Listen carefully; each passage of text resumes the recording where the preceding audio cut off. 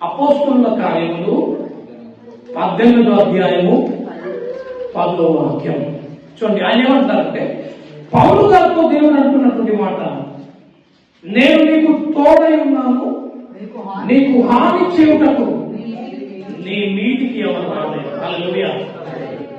దేవుడు తోడై ఉంటే చెప్పండి, ఏ మనుషులు నీకు హాని చేయలేరు. మనం ఒకవేళ ఏజెన్సీ ప్రాంతంలో బాగా అభివృద్ధి చెందుతున్నప్పుడు ఒక భయం ప్రతి కుటుంబానికి ఏర్పడుతుంది. ఏమని? చేతబడి శక్తి చేసి చేతబడి చేస్తారేమో అని, చిన్నంగి పెడతారేమో అని చెప్పండి. ఇంకా చేతబడి చేసి చిన్నంగి చేసి ఏం చేస్తారు? చంపేస్తారన్న భయం ఏర్పడి చేస్తుంది. కానీ దేవుడు అంటున్నారు, ఏ చేతబడి శక్తి కూడా పనిచేయదు. హల్లెలూయా. ఏ చిన్నంగితనం కూడా పనిచేయదు. హల్లెలూయా. హల్లెలూయా. నేను నీకు తోడై ఉన్నాను, ఏ మనుషులు నీకు హాని చేయలేడు. ఏ మనుషులైనా హాని చేయగలుగుతారా?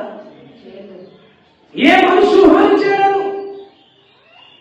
మనుషులు మీ మీద చెప్పండి, ఒకవేళ లేపబడుతున్నా, శత్రువులు మీకు ఎక్కువ అయిపోతున్నా, మనుషులు మిమ్మల్ని బాధ పెడుతున్నా, మనుషులు మీ మీద చెప్పండి అన్నలాగా ఎన్ని స్టేజెస్ పడుతున్నా చెప్పండి పిల్లలాగా, ఎవరు మిమ్మల్ని హాని చేయలేడు.